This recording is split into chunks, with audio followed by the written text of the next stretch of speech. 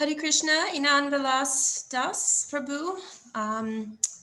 Welcome to the ISKCON Philadelphia Sunday Bhagavad-gita class. The classroom is yours, so go ahead and start. So welcome again, and thank you again for coming and giving a lovely class to our community. Thank you, Hare Krishna. I'm very happy to have the opportunity to speak to all of you today. And the verse for today, I believe, is 2.47. Is that correct? Yes, I believe so. Okay.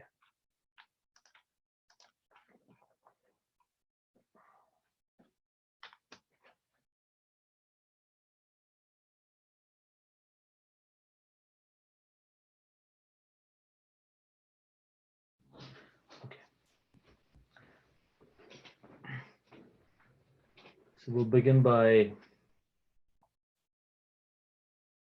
chanting a quick Jadavada Madhura. It's not quite the same as sitting in the temple room and chanting with everybody, but we'll do the best we can under the circumstances. So yeah, many of you may be on mute, but just chant in your own homes, and we can speak a little bit about the Bhagavad Gita.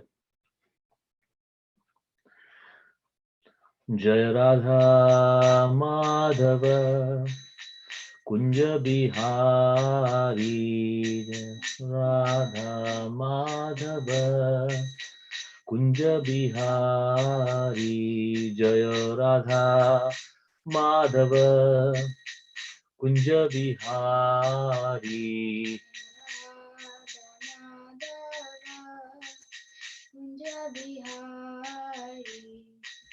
Gopi Jana Vallabha Girivaradhari,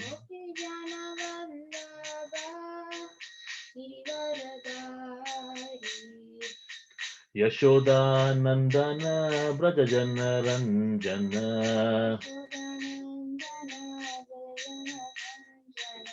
Yamuna Tira Banachari, Jaya Radha Madhava Kunja Bihari,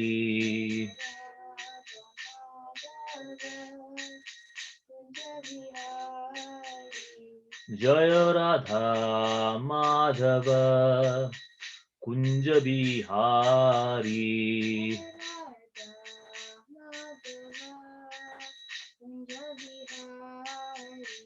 Hare Krishna, Krishna Krishna, Hare Hare, Hare Rama, Hare Rama, Rama Rama, Hare Hare.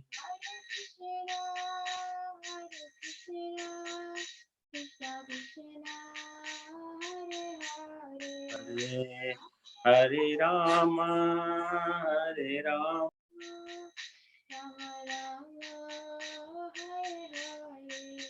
Hare Krishna, Krishna Krishna, Hare Hare, Hare Rama, Rama Rama, Hare Hare.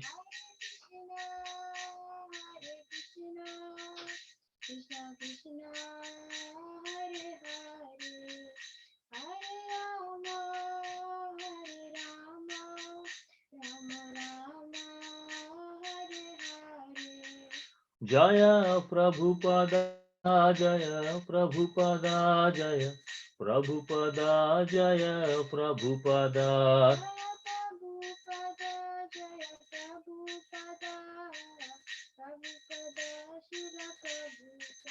Prabhupada, Prabhupada, Prabhupada, Jaya Jaya Prabhupada, Jaya Jaya Prabhupada, Prabhupada, Prabhupada, Jaya. Nitai Gaur Hari Bol, Hari Bol, Hari Bol, Nitai Gaur Hari Bol.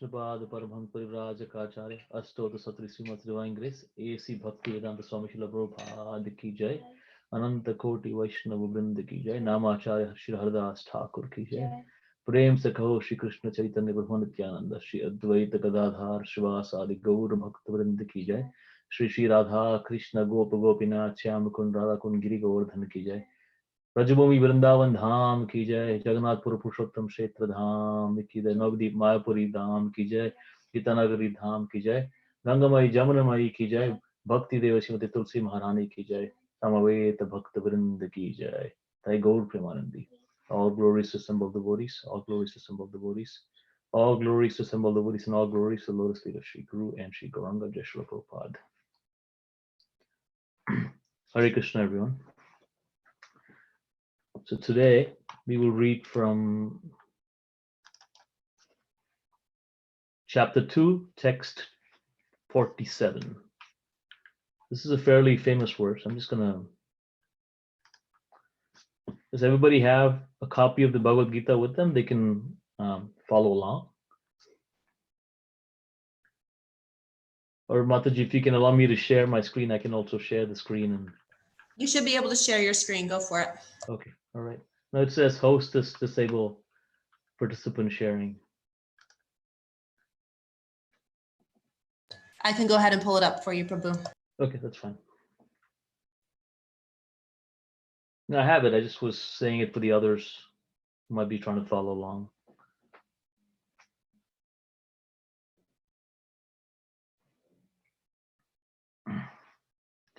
But this is a very famous verse, especially if you ever speak on this topic to was it 27 or 47? I think it was 47, yes. It's actually a very famous verse. So if you ever speak to any kind of audience where there are a number of people from an Indian background, they all of them know this verse by heart. Like this one, and then the Yada Yada Hi Dharmasya verse, everybody knows by heart. The interesting thing about this verse is that although a lot of people know the verse, there's a lot of misunderstanding about what this verse means as well. So hopefully you'll try to clarify some of those points as well as we go. Om Namo Bhagavate Vasudevaya. Om Namo Bhagavate Vasudevaya. Om Namo Bhagavate Vasudevaya. So I'll chant the verse once, and then maybe others can maybe unmute and maybe like chant. You can chant it as well, and we'll read the word by word meaning, the translation, the purport, and then maybe discuss some points about the verse. Karmanyeva adhikaraste कर्मण्येवाधिकारस्ते ma phaleshu kadachana मा फलेषु कदाचन ma karma phala heturbhur मा कर्मफलहेतुर् ma te sangostava karmani मा ते सङ्गोऽस्त्वकर्मणि karmanyeva adhikaraste कर्मण्येवाधिकारस्ते ma phaleshu kadachana मा फलेषु कदाचन ma karma phala heturbhur मा कर्मफलहेतुर् ma te sangostava karmani. मा तो सङ्गेष्वकर्मणि Anybody else would like to chant? कर्मण्येवाधिकारस्ते Karmaniyovidakaraste मा फलेषु कदाचन ma phaleshu kadachana मा कर्मफलहेतुर्भुर् ma karma phala heturbhur मा ते सङ्गोऽस्त्वकर्मणि mate sango swat akarmi कर्मण्येवाधिकारस्ते कर्मण्येवाधिकारस्ते मा फलेषु कदाचन मा फलेषु कदाचन मा कर्मफलहेतुर्भुर् ma karma phala मा ते सङ्गोऽस्त्वा कर्मणि मा तो सङ्गेष्वकर्मणि karmani evadikaraste कर्मण्येवाधिकारस्ते Ma phaleshu kadachana. मा फलेषु कदाचन Ma karma phala heturbhur. मा कर्मफलहेतुर्भुर् Ma te sanga tva akarmani. मा ते सङ्गोऽस्त्वकर्मणि कर्मण्येवाधिकारस्ते कर्मण्येवाधिकारस्ते मा फलेषु कदाचन Ma मा फलेषु कदाचन मा कर्मफलहेतुर्भुर् मा कर्मफलहेतुर्भुर् मा ते सङ्गोऽस्त्वकर्मणि मा ते सङ्गोऽस्त्वकर्मणि कर्मण्येवतकारस्ते कर्मण्येवाधिकारस्ते मा फलेषु कदाचन मा फलेषु कदाचन मा कर्मफलहेतुर्भुर् मा कर्मफलहेतुर्भुर् मा ते सङ्गोऽस्त्व कर्मणि मा ते सङ्गोऽस्त्वकर्मणि We can do the word by word translation. Karmani, karmani. कर्मणि prescribed duties. prescribed duties. Eva, Eva. certainly. Certainly. Adhikaraha, Adhikara. Karah. right. Right. Right. Te, They. Hey. of you. Of. You. Ma, Ma. never. Never. Never. Paleshu, Phaleshu. in the fruits. in the fruits Kadachana, kadachana at any time. At any Anytime. time Ma, Ma. never. Never. never Karmaphala, karmaphala the result of the work. The result of the work. Hetu, Hetu. cause. Cause. Who, Who. Who. become. Become. Ma, ma never. never. Never. Te, te of you. Of you. Sangaha, sangha attachment. attachment Astu, Astu. there should be. there There should should be be. Akarmani, Karmani. in not doing prescribed duties. in not doing prescribed duties. duties. So I'll read the translation all at once, and then we can repeat. So let me read it once, and then we can repeat after that. You have a right to perform your prescribed duty, but you're not entitled to the fruits of action. Never consider yourself the cause of the results of your activities, and never be attached to not doing your duty. So now we can repeat. We have a right to perform your prescribed duty, prescribed duty. You have right to perform. You have a right to perform your prescribed duty, but you're not entitled to the fruits of action. but you are not entitled to the fruits of action. Never consider yourself the cause Never Never consider yourself At the cause of the results of your activities, Of the yes results of your of your activities, activities and never be attached and and never be attached to not doing your duty. to not Not doing your to duty. your duty. Purport by His Divine Grace, A.C. Bhakti Vedanta Swami Srila Prabhupada. There are three considerations here: prescribed duties, capricious work, and inaction. Prescribed duties are activities enjoined in terms of one's acquired modes of material nature. Capricious work means actions without the sanction of authority, and inaction means not performing one's prescribed duties. The Lord advised that Arjuna should not be inactive, but that he should perform his prescribed duty without being attached to the result. One who is attached to the results of his work is also the cause of the action. Thus, he is the enjoyer or sufferer of the results of such actions. As far as prescribed duties are concerned, they can be fitted into three subdivisions, namely routine work, emergency work, and desired activities. Routine work performed as an obligation in terms of scriptural injunctions, without desire for results, is action in the mode of goodness. Work with results become the cause of bondage. Therefore, such work is not auspicious. Everyone has his proprietary right in regard to prescribed duties, but should act without attachment to the result. Such disinterested, obligatory duties doubtlessly lead one to the path of liberation. Arjuna was therefore advised by the Lord to fight as a matter of duty without attachment to the result.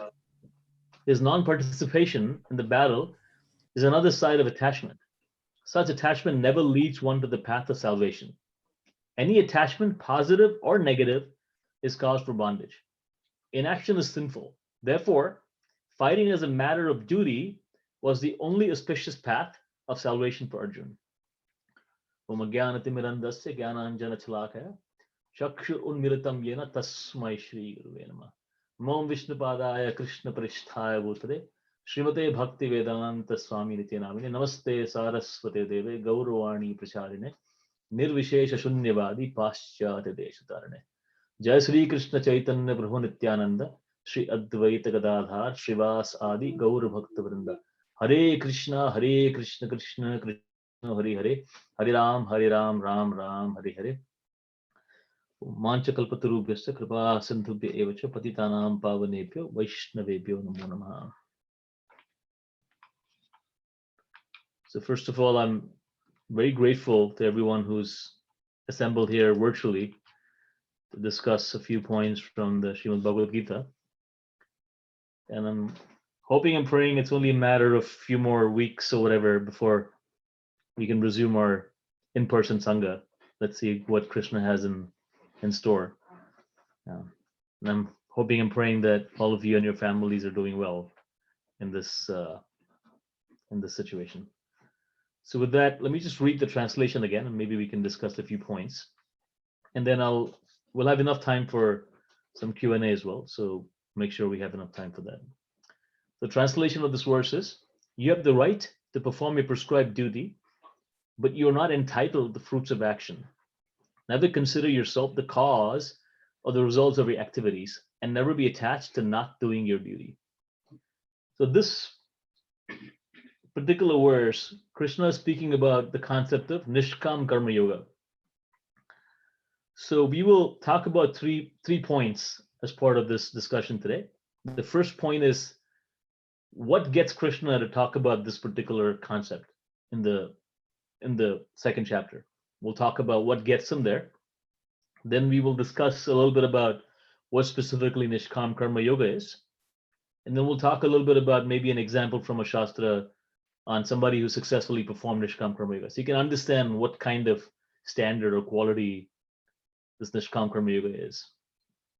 So if you go back to the previous sections and the previous parts of this particular chapter, if you are following the first chapter and the second chapter, the first chapter begins with, it's called Arjuna Vishada Yoga, or the Yoga of Lamentation of Arjuna.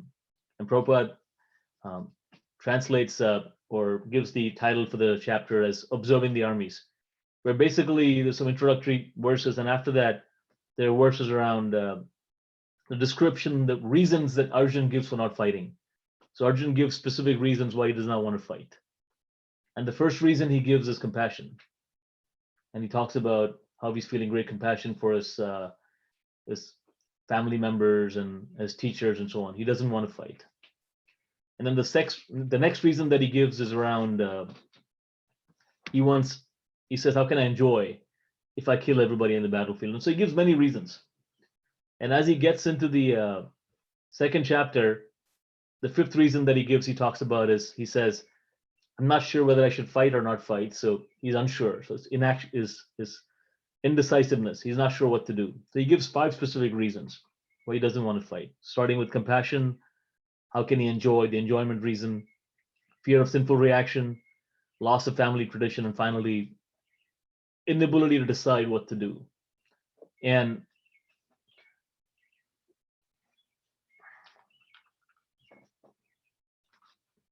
so Krishna begins chapter 2 by first addressing the first reason of compassion. One second.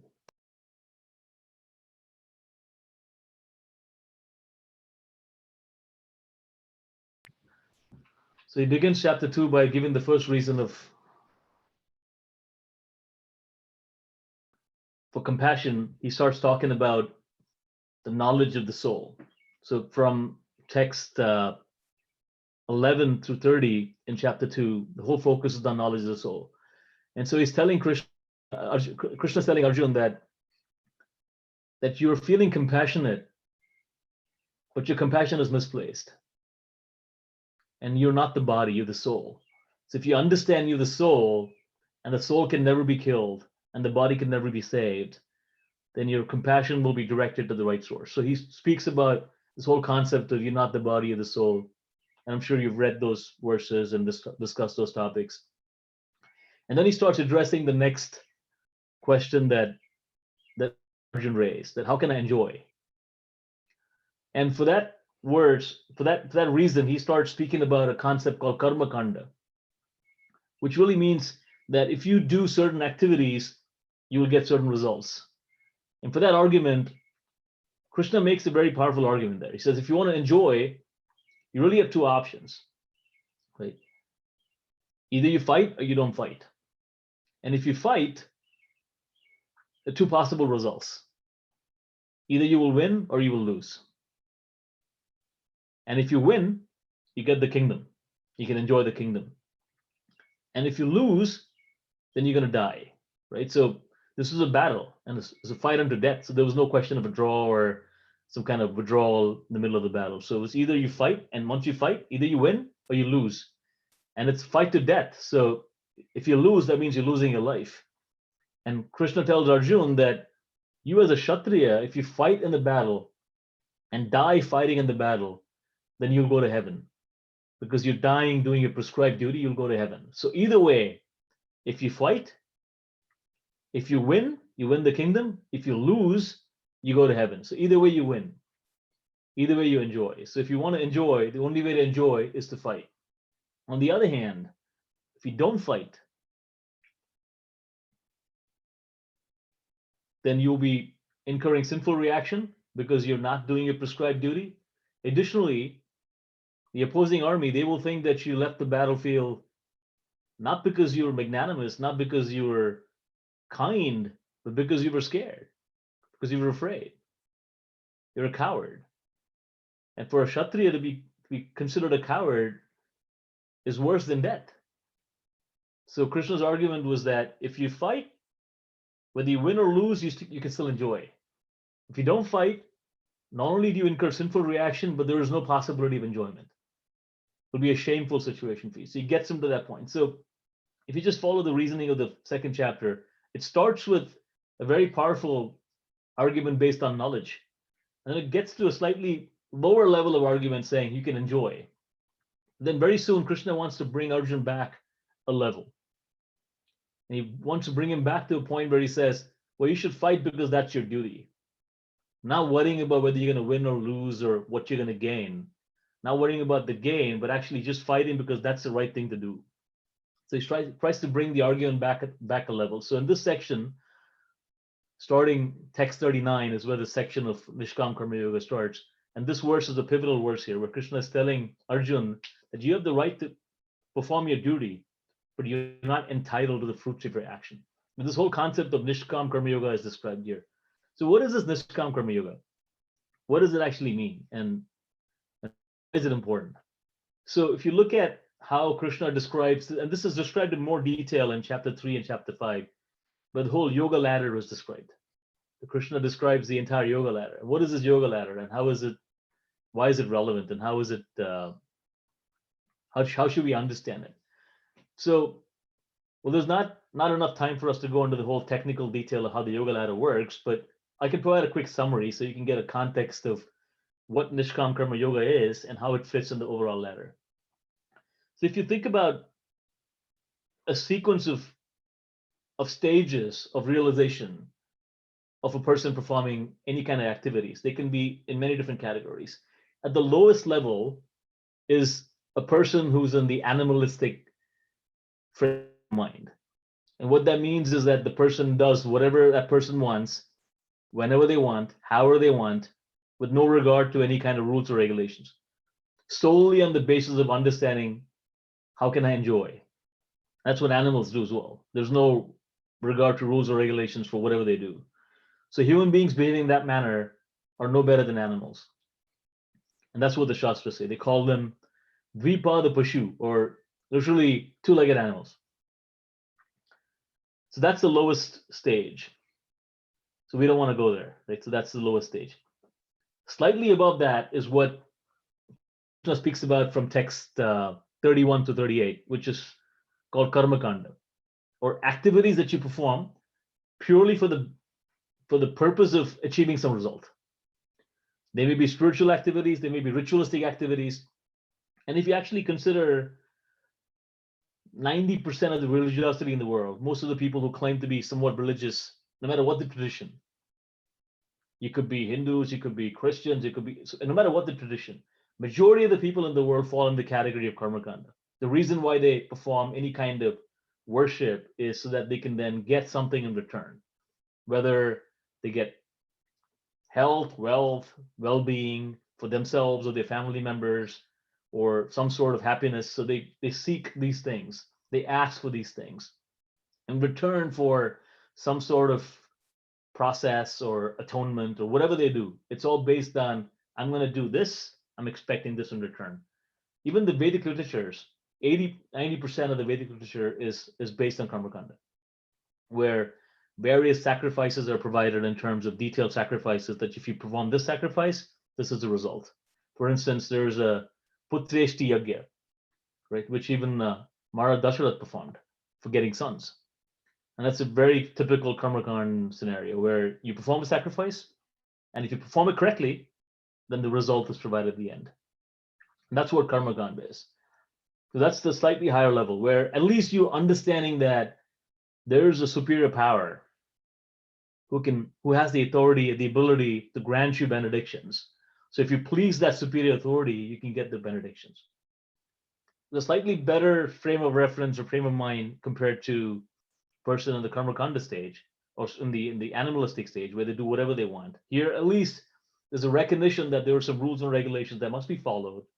And by following those rules and regulations, certain benefits can accrue. That's the karmakanda stage. And even in this stage, if you notice very clearly, there's no mention of the word yoga. So it's not karma yoga yet. It's still very much a business transaction, whether it's a ritual that's being performed or an austerity that's being performed purely for the purpose of achieving some material gain. The next level above that is what's called Sakama Karma Yoga. And here for the first time, the concept of karma yoga comes in. The karma yoga literally means union. It comes from the root word in Sanskrit called yuja, which means to connect. The English word yoke also comes from that same root, where you yoke oxen to a plow, whatever. So that whole concept is the same. So when you look at yoga, unless there is something to connect to, it cannot be yoga. And that point of connection is Krishna. So unless Krishna is in the center in some shape or form, it cannot be considered yoga, whether it's jnana yoga, dhyana yoga, karma yoga, no matter what the yoga is. Unless the center of that activity or the objective of that activity is somehow Krishna, does not become yoga. It does not come to the level of becoming yoga. It is still very much other activities in terms of karma kanda or so on and so forth. So in Sakama Karma Yoga, there is definitely an understanding that Krishna, the Supreme Personality of Godhead, is the objective or goal of my life. That understanding is there. But one is still very much attached to both the work and the fruits of the work. So for instance, we may have our jobs, we may have our occupations, and we may make our Lakshmi in a very honest way, and we may offer some portion or a significant portion of our Lakshmi for propagating Krishna consciousness. We still have attachment to our jobs and our salary and so on. Although we are willing to sacrifice a portion of that for Krishna, you may make a donation to the temple, you may be making donation to book distribution causes or whatever other causes that are dear to you. That's kind of an example of a Sakam Karma Yoga, where although you're attached to the job, the occupation, or the work you're doing, there's also some attachment to the results of the work, but you're willing to sacrifice a portion of that for Krishna. And that comes to the platform of Sakama Karma Yoga. The higher platform than that is Nishkama Karma Yoga. Nishkama literally means without desire. Sakama means with desire. So Nishkama Karma Yoga is the higher level where one does not have any desire for the fruits of the work. You're willing to give up all the fruits of all the results for Krishna. And a slightly higher stage of Nishkam Karma Yoga is when one is even willing to give up the work itself. So for instance, right, we may be willing to perform services for Krishna, but we're still attached to certain services. Somebody may be attached to cooking. Somebody may attach to dressing the deities and may not like cooking, or someone may not be adept at dressing the deities, or someone may not really want to wash the pots after they cook. So we have all our attachments to various tasks or works. But at the Nishkam Karma Yoga stage, at the highest level, not only are we not attached to the fruits of the work, but we also not attached to the work itself. We're willing to do whatever it takes to satisfy Krishna. So the only objective is to please Krishna. The example that comes to mind is a mother and a small baby, a small child, right? The mother's objective is to please the child and the welfare of the child. So small 2-month-old baby cries in the middle of the night. That's not super convenient. It's not the most convenient thing to wake up and try to figure out why the baby's crying and maybe feed the baby, change the baby. It's not the most convenient thing, but that's what the baby needs. So the mother does that, despite the fact that that's not the most pleasing time of the night to wake up and 2 o'clock in the morning and try to feed the baby and change the baby. But the mother does that because of the sole objective of wanting to please the baby. Whatever it takes to please the baby, the mother is willing to do. That's an example of Nishkama Karma Yoga in the example. So we can understand this. And the reason I'm giving these examples is because since we don't have first-hand experience of interacting with Krishna, we can understand how some of these experiences may feel by relating that to our real world experiences.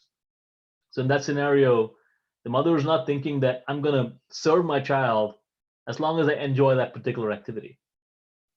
Yeah, I enjoy playing with the child. So as long as I can play with the child, I'm willing to take care of the child. A sibling may have that kind of a mood, right? So sibling may be watching the child.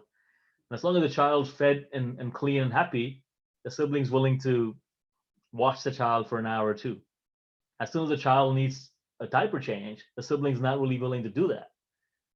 Whereas a mother, on the other hand, her mood of service to the child is not based on what specific service is needed, but whatever it takes to please the child, to make the child comfortable, to make the child's situation better.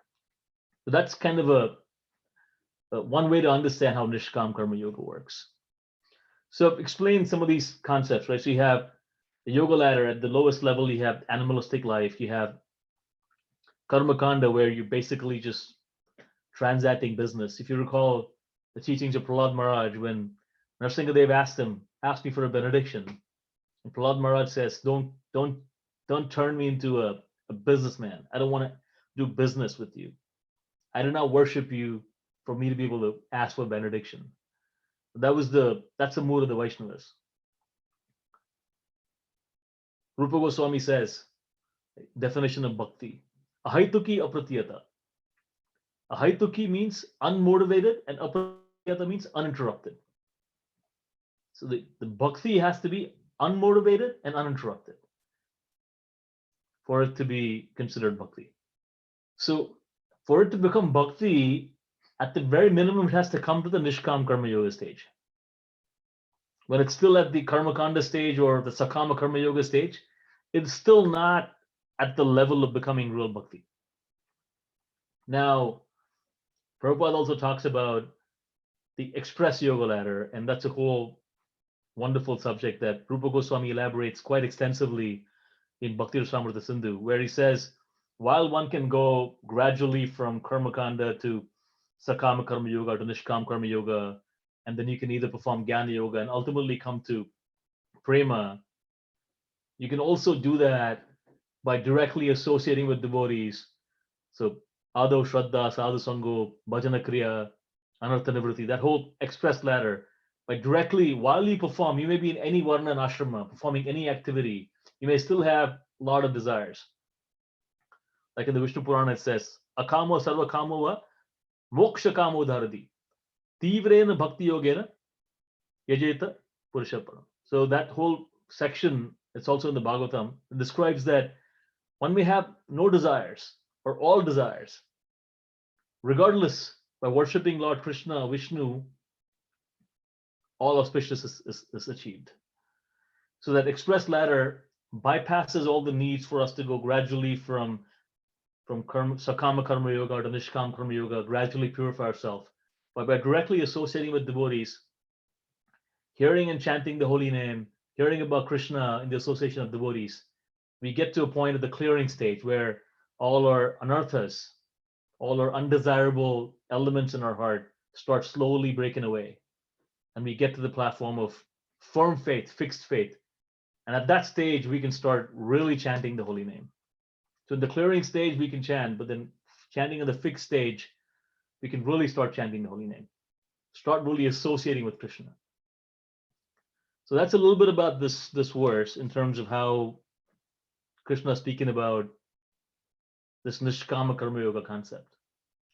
So of course, it's a lot deeper concept, and there's a lot more detail in this whole concept in chapters 3 and in chapters 5. So as you study those chapters, these concepts will be repeated and a lot more emphasis will be given. So as you study these chapters, I'm sure you will get an opportunity to get deeper in these chapters as well.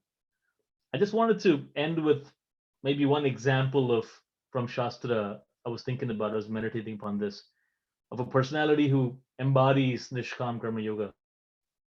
And from the Valmiki Ramayana, when two personalities come to mind, one is the personality of Bharat Maharaj. Now, Bharat Maharaj never wanted the kingdom. He never did. In fact, when all the activities around trying to get him to be the king were afoot by Kaikeyi and Manthara, he was not even around. He wasn't consulted. Nobody asked him. Nobody told him, what would you think? It just happened. And when he came back, so when he actually came, when he was told that Maharaj Dashrath has asked you to come back, he was in his grandfather's house. And it was far away. So it took him 10 days on horseback to come back. And he came back. He wasn't told why he was asked to come back. So when he came back, he saw that the entire Ayodhya is in a pall of gloom. And he asked what happened. And he found out that his father had passed away, and his brother had been banished to the forest for 14 years so that he could be king. And he was completely devastated. He didn't want the kingdom. And now he was completely in a situation where everybody was pointing fingers at him saying, well, because of you, this happened. Of course, that's a whole story from the Ramayana. But when he finds out, he says, I cannot be the king. There's no way. Or Ramchandra is the king. So he goes to the forest. And every stage as he goes to the forest, it's a very beautiful story. And the whole story of Bharat Maharaj is so beautifully explained in the Valmiki Ramayana that every single person he meets first suspects and misunderstands him. Starting with the boatman, the rishis who meet him on the way to the forest. Everybody thinks he's there to either make sure Ram is not going to come back or to maybe even inflict more damage to Ram. In fact, when Lakshman sees the flag of Ayodhya and Bharat's army approaching them in the forest, he already concludes that, well, Bharat is here to kill us. He wasn't satisfied with just being named the king and us being banished. He's here to kill us. I'm going to destroy him. And so Ram pacifies him, saying, well, you cannot make such conclusions. I know Bharat. There is no way that he's coming to do that. So Bharat comes and he says, there is no way I can be king. You have to come back. And this very beautiful dialogue between Bharat and Lord Ramchandra, where Bharat is trying to convince Lord Ramchandra, you have to come back. You have to be the king. And Ramchandra explains to Bharat that I cannot. Our father's last desire, wish, and command was that I go to the forest. And as a son, I have to fulfill this desire. And so Bharat Maharaj, he goes back and he rules the kingdom for 14 years, but not as the king, but as the caretaker. He puts Lord Ramachandra's sandals on the throne and rules on his behalf. And he lives as austere a life as Lord Ramchandra in the forest. He wakes up before Brahma Muhurta, takes a bath in the river Saryu, and eats very, very austerely. Just a few grains of barley is all he eats every day. And just meditates on the day when Lord Ramchandra comes back. And he speaks a very beautiful verse. He says, Namantaraya namatarasya dosho narajanna raghavasya matkarma eva nimittamasid manam gatova raghunandanasya. So he says that it's not Mantara's fault that Lord Ramchandra went to the forest, because she's a dasi lady, a Shudra lady, and she's not very educated. So she did what she thought was in the best interest of Kaikeyi. So she acted at her level. So I don't blame her. Namatarasya, I don't blame my mother, because she acted out of affection and she was blinded by that affection. She couldn't think straight. So I don't blame her. Dosho no Rajan, I don't blame King Dasharath, because he is bound by his vow that whatever he says, he will do. And I don't blame Lord Ramachandra either, because being the ideal son and being the ideal person, the Supreme Lord, he is never going to do anything that even appears to be remotely against Dharma, against Shastra. So when his father commanded him to go to the forest, there was no question of him not doing that. So I don't blame him either. I only blame my past karmas, because of which I'm in a position where I became the reason for Lord Ramchandra to go to the forest. And because of that, I have to bear the burden of caring for this kingdom for 14 years on behalf of Lord Ramachandra until he comes back, and have to bear the burden of being the cause of Lord Ramachandra going to the forest. And so it's a beautiful mood Bharat Maharaj had. He didn't want to do this. Neither was he the cause for Lord Ramachandra to go, but he still did what he had to do in the service of Lord Ramachandra. Another personality in the Ramayana is Jatayu. Jatayu was a vulture. He's very old. He's actually an associate of Dasharath Maharaj. He's very old and not very strong, fit and strong. So when he saw Ravana being taken, Sita being taken by Ravana in his airplane, and Sita was crying piteously. So Jatayu could very easily have just stayed on the ground and said, well, there's really no way I can fight Ravana. He's way stronger than me. Maybe 100 years ago, maybe I was strong enough, but now I'm an old vulture. There's no way that I can fight Ravana. So it's better if I just sit here and see where they're going. At least I can tell Ram where they went. But that was not his mood. He was not thinking in terms of what's the benefit for him, what's the gain, what's the loss, should he do the work or not. Without hesitation, he immediately went, flew up and started fighting with Ravana. And he fought for a long time, to a point where he almost pushed Ravana off the airplane. But ultimately, Ravana was just too strong. He was young and strong, and he cut off his wings and ultimately injured him to a point where he fell down to the ground. Now, Jatayu could have easily said, well, let me see what's the best course of action here. Like, what's the action where even I can save my life and I can also render service to Lord Ramachandra. That would have been Sakama Karma Yoga. But Jatayu did not consider that at all. He did not consider what to do and what is the benefit for him. He only considered what way Lord Ramachandra should be served, even if it's at the cost of his own life. And he went and fought with Ravana. And in the end, if you look at what happened with Jatayu, when Lord Ramachandra saw him, he was heartbroken. And Lord Ramachandra actually says, in the Valmiki Ramayana, he says that the pain that I felt when I heard that my father passed away, Maharaj Dasharath passed away, is nothing compared to the pain I'm feeling now when I'm seeing that you gave your life for me. I'm feeling way more pain. The Supreme Lord himself is saying that to Jatayu. And when Jatayu left his body, he saw Lord Ramachandra face to face. Maharaj Dasharath, the father of Lord Ramachandra, did not see Lord Ramachandra face to face when he passed. Jatayu did.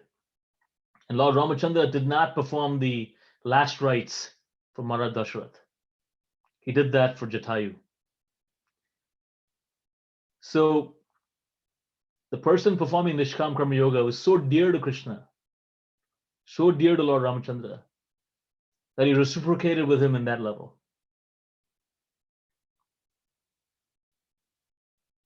That is the couple of examples from Shastra that I could think of, both from the Ramayana, of the stage of Nishkam Karma Yoga. It's a very high stage, definitely something that we should aspire for.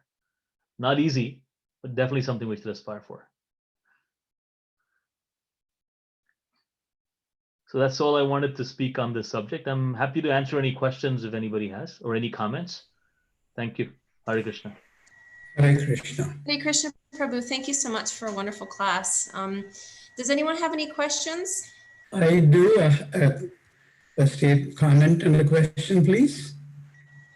Hare Krishna. Hare Krishna. One is thanks so much to ISKCON. When I lived in Tucson, Arizona for about 15 years ago, every Sunday going to this temple and participating in the prarthanas and archana, everything, made me feel so much better. So that's my thanks to ISKCON, the entire ISKCON people who were there. And also at the same time, I think probably because of the effect in my work, I started dissociating myself from the results. I could see and feel it conclusively. I still did the work to the best of my ability and knowledge. But then gradually I dissociated very quickly though from the results.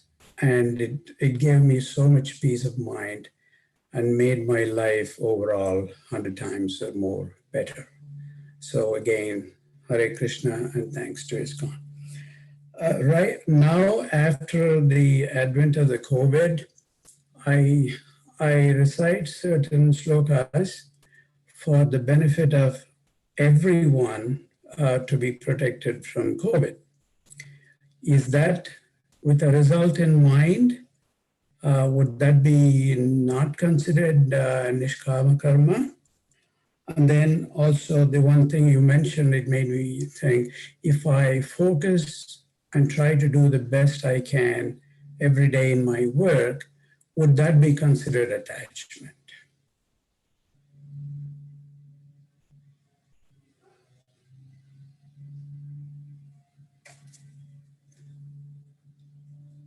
I cannot hear you. Prabhu, your microphone's muted. Okay, sorry. So the first question I believe is that if you chant prayers for everybody's protection during the pandemic, is that considered sakama or nishkama karma? Mhm. So if you're chanting prayers to the Lord, activities of bhakti, any kind of prayers, right,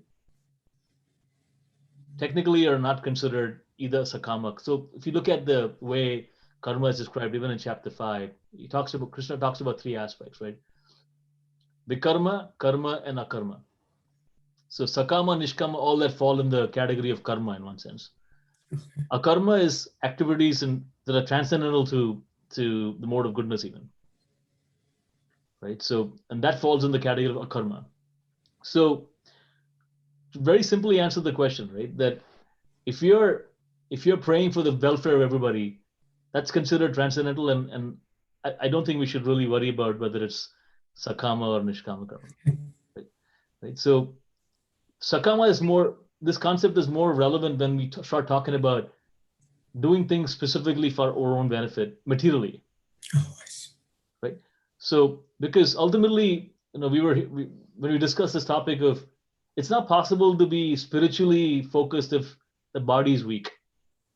So the Bhagavatam also talks about that, aspiring for preservation of the body to be healthy so we can do our seva is not considered materialistic, because only if you have a fit body can you perform seva.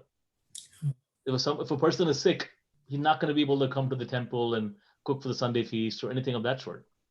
So if a person aspires that, let me be fit so that I can then perform my service, that automatically becomes a transcendental wish, a transcendental desire.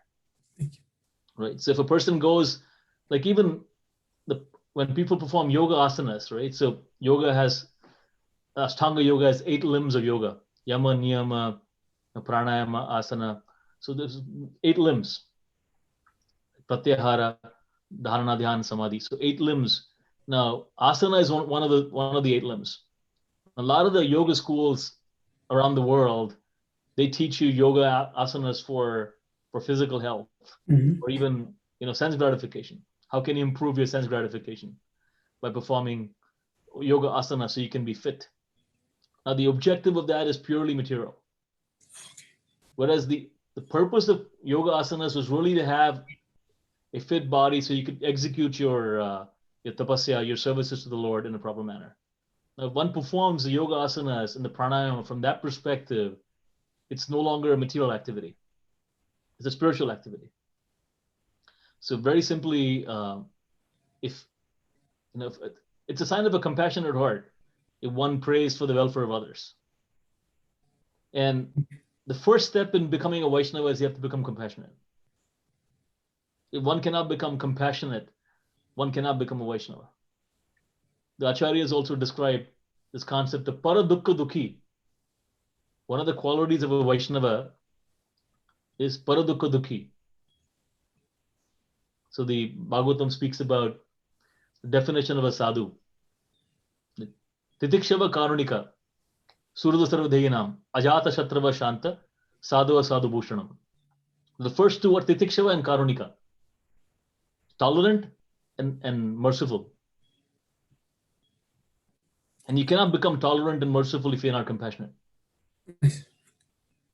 And the idea of taking time from our day to just pray for the welfare, think about the welfare of others, right? We may not be all medical professionals, so we may not be able to actually cure people with diseases. But even if you just pray from our heart that I wish some person is suffering mentally, physically, we just pray to Krishna, Sarat Bihari, please, Jagannath Baladev, please take away their pain so that they can then continue their service. How can that be considered a material desire? Okay, so that's the answer to the first question. The second question, I just don't remember now.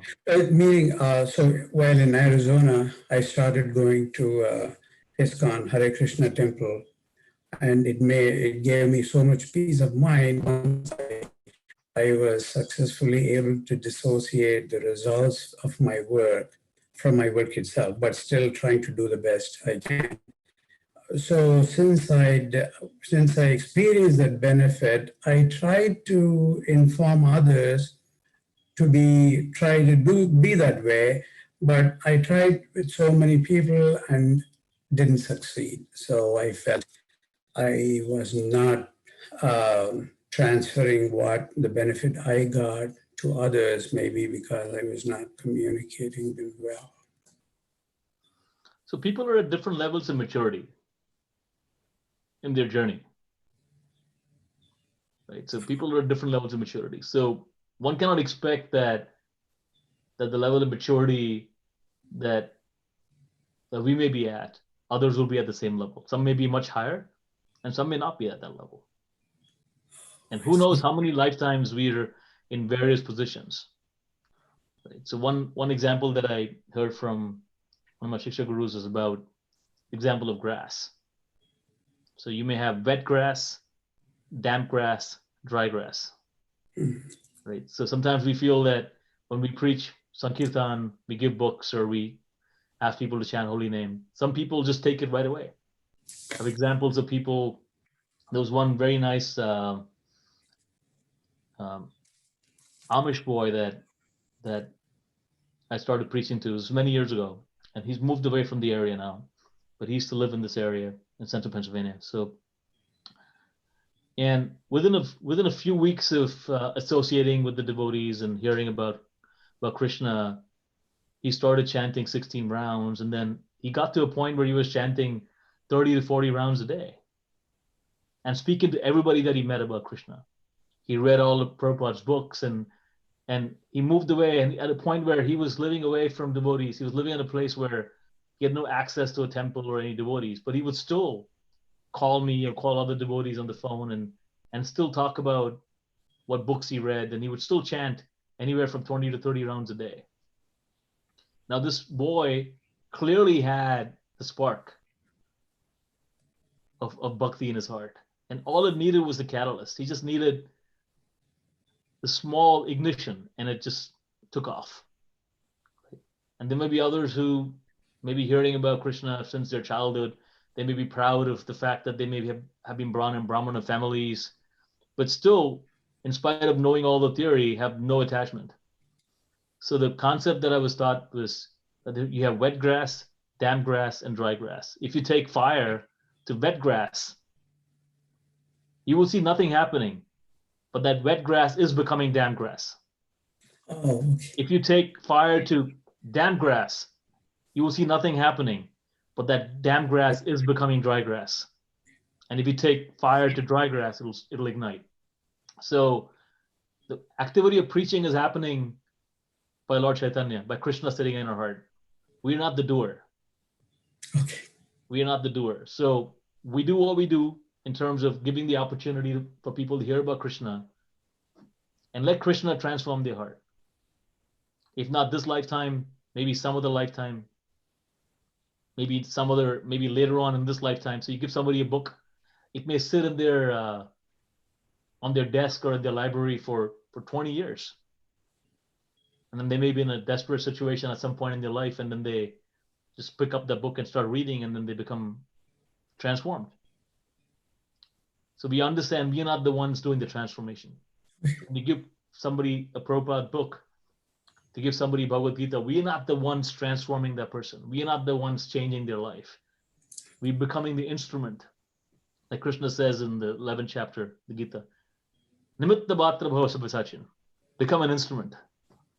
So our opportunity is to live a life such a way that people are inspired to become Krishna conscious. Like the life of Francis Xavier of Assisi, he said that we should be preaching all the time. And sometimes if needed, you can also speak.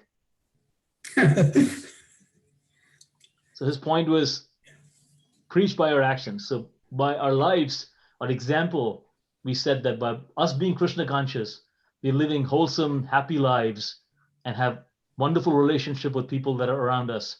And that inspires people. So rather than us thinking that I need to tell people something and then you listen, our mood should be that let me live my life such a way that people are inspired to follow that example.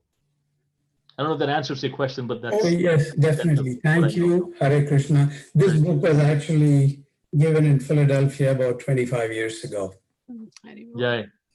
Okay. Thank you. Any other questions? Point I just wanted to make about praying for everybody, praying for people around us. Srila Prabhupada had also asked his disciples to pray for his health when he was sick, when he had his heart attack and stroke earlier on when he had first come. And he had told his disciples to ask in this way, Krishna, if you so desire, please take care of our spiritual master. So when we ask Krishna in that way, we accept his supremacy. And if it is his will to help us, if it is what we are meant to have, then that is how. So we ask him very humbly, Krishna, if you so desire. That's it. Thank you.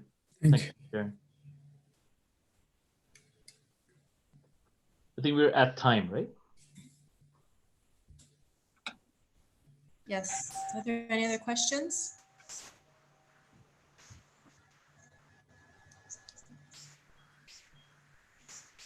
Thank you so much, Prabhu, for a Thank very you. lovely Hare class. Krishna. Thank you for coming to ISKCON Philadelphia via Zoom. Hare Krishna. Thank you. Very well. Hare Krishna.